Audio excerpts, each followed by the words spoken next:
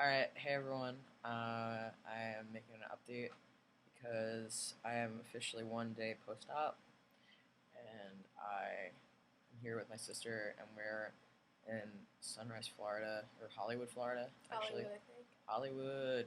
Yeah.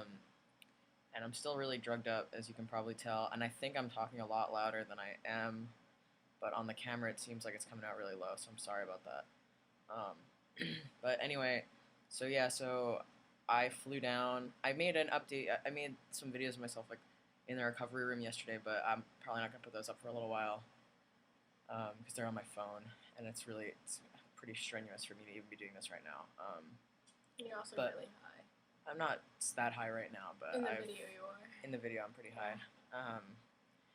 Yeah, so on Wednesday, I flew down.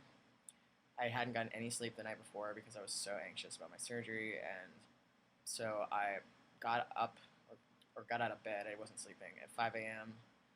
and went to the airport and flew down to DC, and then flew from DC to Florida. And I had my pre-op appointment with Dr. G, and he's a cool guy. People in his office were really cool. There were like 5 other trans guys in the waiting room, which really freaked out my mother. And let me tilt this a little bit. And yeah, so we went in, and he just talked to me a little bit about his work and what he does and stuff. And then he left, and I took off my binder and everything, and he like showed me, he like measured me and took pictures and showed me where my incisions would go and where my nipples would be, and it all seemed really awesome. I was really excited about it because I was really apprehensive. Like in the final few days before surgery, I was very nervous, um, but I knew that it was what I wanted to do. I just didn't um, know. I just was scared, honestly, and I didn't really feel like it was like really okay to talk to anybody about being scared because then they wouldn't believe that I really did want to get the surgery.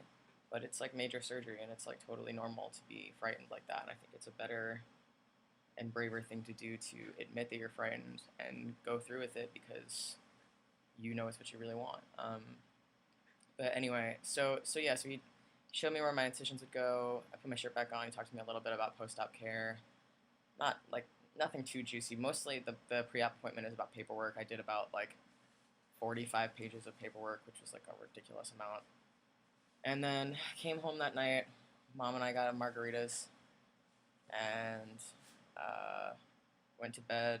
And then that morning I woke up, and Allie, why don't you just take a step this way? So you're like in the camera, but you don't understand framing. I thought you wanted me out of it. No, I wanted you just not behind me. Um, so so we woke up early and we went to the surgical center. We had to wait for like 2 hours ish, I'd say. We got there at 9. My surgery was supposed to start at 10:30. I don't, Mom, do you know what time I actually went to surgery? 12. So I did wait a while. There were like 5 people getting top surgery yesterday, um, and one of them was actually from Italy and didn't speak any English, and he was like so nervous he was like throwing up for 2 hours before he got surgery, which is kind of scary. Sure, he'd be so glad you're telling me. Well, nobody here knows who he is. I don't even know his name. So, but yeah, but I wasn't. As soon as I was in the hospital bed, I wasn't anxious at all. I wasn't nervous. I was like, I felt really good. I just was like sort of like thinking I'd have like a lot of time before surgery, and like one by one, all the doctors came in and introduced themselves to me, the ones who would be in the room. So I got to meet them all and like know who they were, and I met my anesthesiologist, and he was like joking around. He was funny, but he did the same shtick to every patient, and we were in a big open room so I could hear it before he did it to me. So then Dr. G came over, he drew my incision lines, and he showed me some stuff, and he explained that, which is the one thing that I don't really know what happened about, but basically in between my breasts, I had like a little bit of extra tissue because they were pretty big and like a sort of connecting tissue. And he had seen it before, and he said that sometimes that can cause like puckering around the incision, and that he would like accept that up into, he has like really high standards for the way that the chest he makes look, and he was like he said he would accept it up to a certain point, and then if he didn't think it was working for him, that he would make it connected, so he would just remove that stuff and just make one solid scar, which was something I really didn't want, but I think I would rather have that than have like a very obvious sign that there's been tissue removed rather than the scar, because like the scars I feel like can fade enough that like people who don't understand what top surgery is can like assume that maybe they're from something else. Um, but it doesn't really matter to me honestly that much. I just want like the best looking chest that I can have because I'm gonna have scars either way, so I'm not really that worried about it. But my mom is here. She's interrupting my video, and so basically a bunch of other doctors came by and they were gonna give me a sedative to like calm me down, but I was already kind of tired and I wasn't nervous.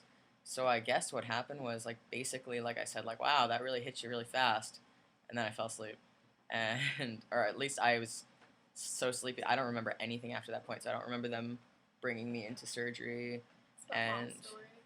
Mom story is you just laughing for like 10 minutes. no, I wasn't laughing for 10 minutes. I just like smiled, and then mom like laughed at me like, "Oh, you're so high." And then I laughed and I was like, "No, I'm not." And then I don't remember anything after that. So maybe I was.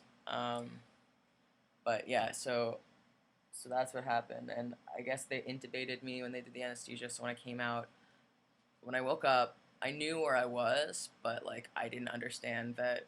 I just felt like all of a sudden like pressure on my chest, like somebody was sitting on it. Um, or like I was basically like it felt like I was wearing like 2 or 3 binders at a time that were really tight, and I couldn't really talk because my throat was really raspy and I needed like water, and I hadn't had anything to eat or drink since midnight the night before, and now this was like around like 4:30 p.m. And so I was like calling out for the nurses, but I was like doing it in a really low voice, like even lower than I'm speaking in now, to get my mom, and nobody was coming over, so I started to like panic a little bit because I was like I couldn't move my legs or my arms, and there were like these things that like were like helping with my blood flow, and they would like inflate and then deflate, but I wouldn't know when they would go, so like every arm and leg was going on a different kind of pattern. It was really weird. And I had like all these tubes in me and stuff, and I didn't have my intubation in anymore, but like it still hurt a lot, and so yeah, so that was that, and finally somebody came over and they were like, okay, you want to see your mom, like that's fine, but you need to get into a chair first, like you have to get out of the bed, which I was like, oh my god, like I don't think I can move it even an inch, and so slowly but surely. Oh, after I peed in a bedpan. I peed in a bedpan for the first time in my life yesterday. Hopefully the last time. Really? Yeah, I did. It wasn't gross. It was fine. They did all the work for me. Besides, I was passed out, so I was out. I was just happy to go. Although I will say that peeing was like pretty hard for the first like 5 hours, so that might be something to talk about. Just because like the muscles that you use to like pee consistently somehow will make your chest hurt if you're me. And I don't stand behind me, Allie. And yeah, they take like a full breath, and it's hard to take a full breath when your chest has just been cut open and now it's bandaged very tightly. And so they put me in the chair, which was a slow process, and I kept falling in and out of sleep, and I was really groggy. And my sister took a couple of videos of me on the DL, and then they gave me some apple juice, and they brought my mom in. They were like, okay, now mom and apple juice, mom and juice, mom and juice. And so they gave me like some stuff, and then they helped me out to our car and rental car, and my mom took me back to the hotel, and every time she would like break or anything, all of a sudden like my chest would hurt so bad because basically like they wouldn't give me any more painkillers because they didn't want me to fall back asleep and they'd have to keep me there. So I had to wait until I got home. So I was in a lot of pain in the car, which was very hard to articulate because I was so groggy. So it just came off as me being like, don't drive so fast. But it hurt a lot when she was like stopping. She was accelerating too. So yeah, so we came back to the hotel, and the stairs were an issue because I'm up on the second floor. Which hopefully I'll do my next video outside because it's really nice here. But yeah, I got back and I just basically slept on and off until like around midnight when I couldn't really sleep anymore and the anesthesia was finally starting to wear off.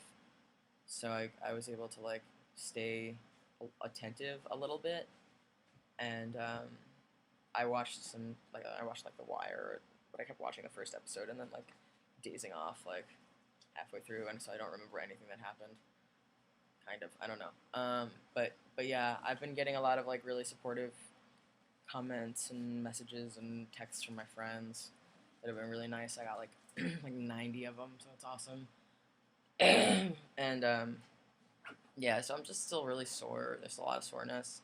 I'm still taking the Vicodin like consistently. I haven't stopped at all. I'm on antibiotics also. I'm not draining a lot. Here you can see my drains through my. Here, I'll just pull the camera down. I have to go slow. So these are my drains, and they basically just they fill up, but you're supposed to let them fill up like halfway or 3/4. Mine never really go past this like point right here, and they're also like suctioned, so that's really not that much liquid, so that's pretty good.